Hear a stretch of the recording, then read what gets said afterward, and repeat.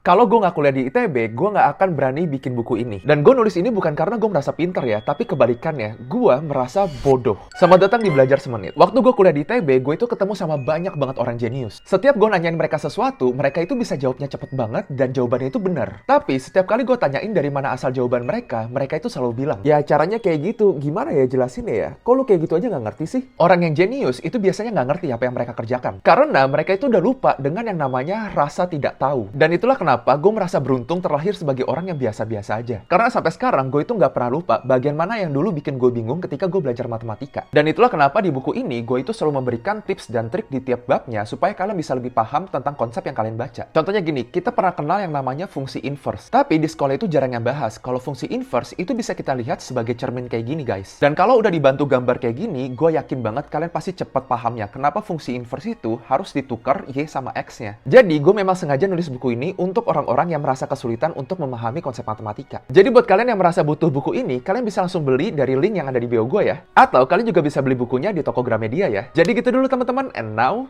you know.